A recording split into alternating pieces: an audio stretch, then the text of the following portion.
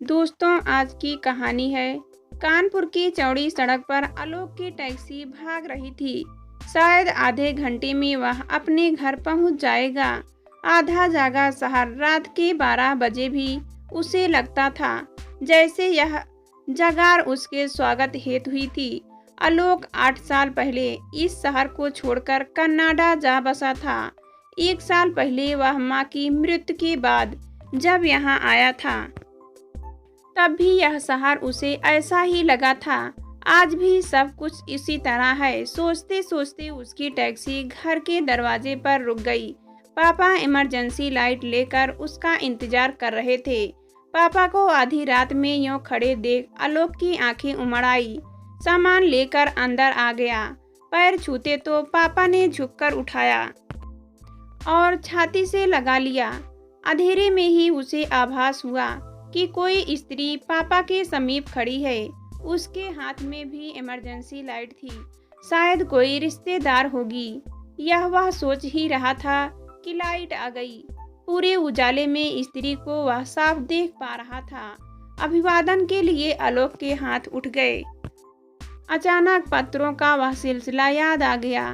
ताजगी का वह पत्र, आलोक तेरा बाप न जाने किस आवारा विधवा को घर ले आया है। तेरी माँ की मृत्यु को अभी साल ही हुआ है। क्या औरत के बिना वह यह रह नहीं सकता? थू है बुढ़ापे की ऐसी जवानी को। तू आकर अपनी आंखों के बाप की करतूतों को देख ले। दूसरा पत्र शिबू मामा का। अरे उसके टके की आवारा सरदारनी को घर ले आया है। तेरा बाप, उसकी नजरें सिर्फ तेरे पिता की प्रॉपर्टी पर है। आकर संभाल अपने बाप और अपनी प्रॉपर्टी दोनों को। और भी कई रिश्तेदारों के पत्रों ने उसकी रातों की नींद उड़ा दी थी। तभी तो वह भागा भागा इंडिया आया। ओह, तो यही वह सरदारनी है जिसको लेकर पापा पर तोहमतों के टोकरे पलटे जा रहे हैं। यही स्त्री पापा की हितैषियों की आंख की किरकिरी बन गई हुई है। ठीक है, सब कुछ समझना होगा। वह सोचता रहा। बेटा इधर आओ। वहीं पर खड़े खड़े क्या सोच रहे हो? पापा ने कहा तो वह अंदर के कमरे में गया। पापा के आग्रह पर थोड़ा खा पी कर वह माँ के कमरे में पलंग पर पसर गया। ऐसा लगा जैसे वह माँ के बिस्तर पर नहीं, उनके अंक में पसरा हुआ है। माँ के तन की सुवास से लिपटा वह ना जाने कब सो गया, उसे पता ही ना लगा। बड़ी सुबह नींद खुली। वस्तु स्थिति को पहचानते हुए आलोक ने पास के कमरे से आती आवाजों पर कान लगा दिए। पापा व प्रीतो आंटी सिटिंग रूम में बातचीत कर रहे थे। आलोक यहाँ बेवजह नहीं आया। जरूर कोई कारण है जो वह आया होगा। ये पापा थे। जरूर वह मेरी परेशानियों को भांप गया है। आखिर है तो वह मेरा बेटा। या हो सकता है प्रोफेसर साहब की आपके किसी रिश्तेदार ने उसे बुलाया हो। हाँ प्रीतो जी, यह भी संभव है। पापा को लगा प्रीतो आंटी का अंदाजा सही है। देखा जाए तो मेरे यहाँ आने जाने से सबसे ज़्यादा परेशानी आपके रिश्तेदारों को हो रही है। प्रोफेसर साहब, प्रीतो आंटी ने कहा। उम्र और अनुभव के आधार पर यह सोच कितनी सही है। प्रीतो आंटी और पापा दोनों की इस सोच पर आलोक मुस्कुरा पड़ा था। प्रीतो आंटी ने कहा, यह जानना जरूरी है कि हम दोनों की इस नई सोच को लेकर बेटा क्या विचार रखता है।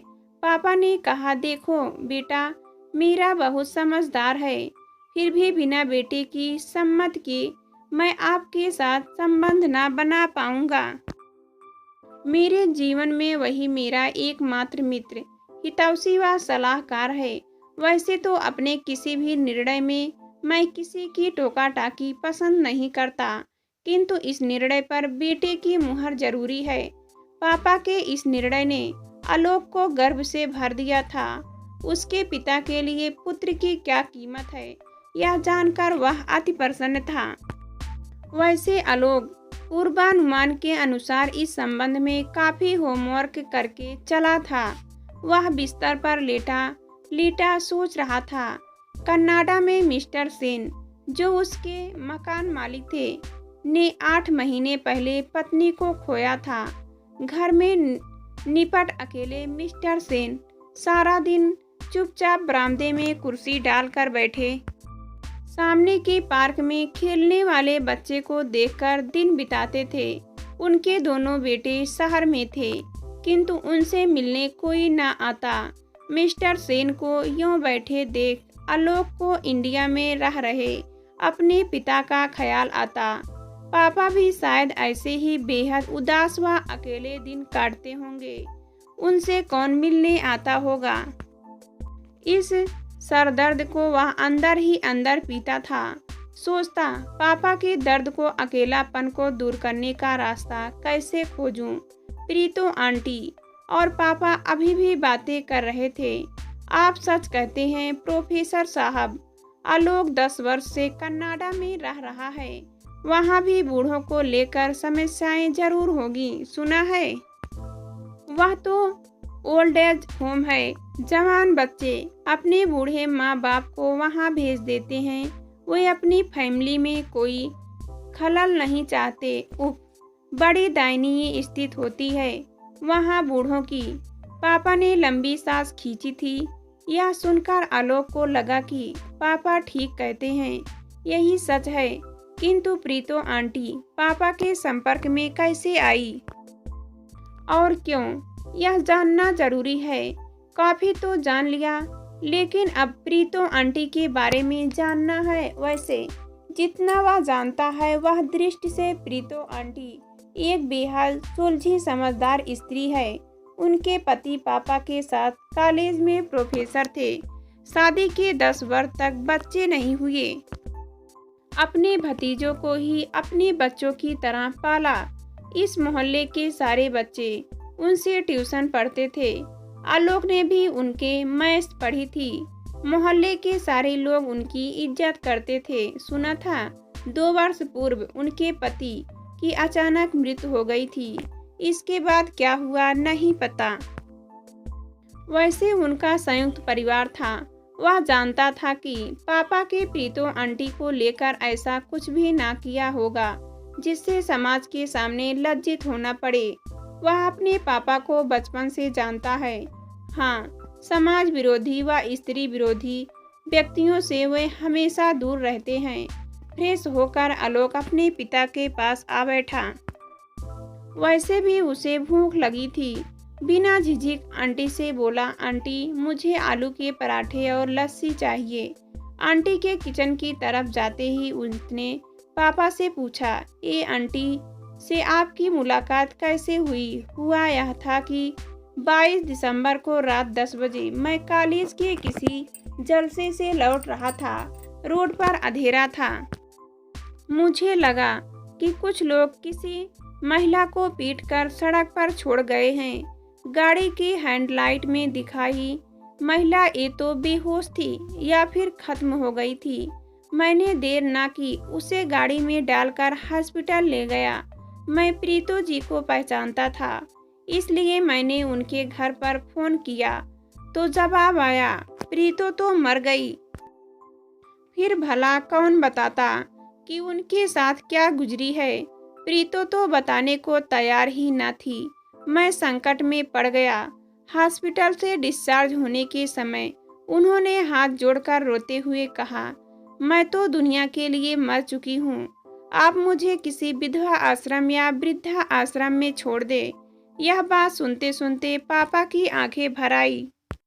वे आगे बोले, बाद में मैंने निश्चय किया कि किसी मजबूर स्त्री को नरक में ढकेलने से अच्छा है कि उसे अपनी शरण में ले लूं। धीरे धीरे प्रीतो जी ने बताया, हमारा संयुक्त परिवार था। बड़े बूढ़ों की मृत्यु हो गई और जवान लड़के जिनको मैंने बचपन में पाला पोसा था, पैसे प्रॉपर्टी के पीछे एक दूसरे के खून के प्यासे हो गए। उस दिन मुझे मार पीट कर सड़क पर फेंक गए। उन्होंने सोचा शायद मैं मर गई हूँ। आप ना होते तो शायद गाड़ी के नीचे आकर क्या होता पता नहीं। यह है प्रीतो के जीवन का सच। बोलो बेटा, तुम क्या कहते हो? आलोक शांत था। कुछ सोचकर बोलना शुरू किया। पापा, आपने जो किया वह एकदम सही किया। ठीक किया जो आपने शरणागत को सहारा दिया। मुझे याद है बचपन में आप कहानियों के द्वारा बताते थे कि अमर्यादा लोग भ्रष्ट होते हैं। वे छल कपट करके कुछ समय का सुख पा लेते हैं, किंतु वही भ्रष्टता एक दिन उनको नष्ट कर देती है। दूसरी ओर मर्यादा लोग समाज में हर अत्याचार का विरोध करते हैं। स्त्री अत्याचार के विरोध में हमारा समाज सदा ही साथ खड़ा रहा है। आपने प्रीतो आंटी को सहारा देकर एक नए नेक काम किया है। आपने कोई दुराचार नहीं किया। बदलते सामाजिक परिवेश के अनुसार जरूरत पड़ने पर परिवर्तन लाना जरूरी है। टूटते संयुक्त परिवार के कारण आज बूढ़ों की दुर्दशा देखी नहीं जाती। यदि आप दोनों साथ रहकर एक दूसरे के सुख दुख के साथ देना चाहते हैं तो इसमें समाज को कोई भी आपत्ति नहीं होनी चाहिए। यह तो इस उम्र की एक ज्वलंत समस्या का बड़ा सरल व मधुर तरीका है। आलोक खुश था। पापा, मैं आपको लेकर कनाडा में बहुत दुखी रहता हूँ, पर आप प्रीतो आंटी का साथ होगा तो मुझे भी चिंता न होगी। उसने आहट पाकर पीछे देखा। प्रीतो आंटी मुस्कुराकर आलू के पराठे और लस्सी की ट्रे लिए खड़ी थी। पापा ने भी खुशी में कहा, अरे मेरे पराठे, आज तो नई भोर हुई है, पार्टी तो बनती है। और तीनों हंस पड़े।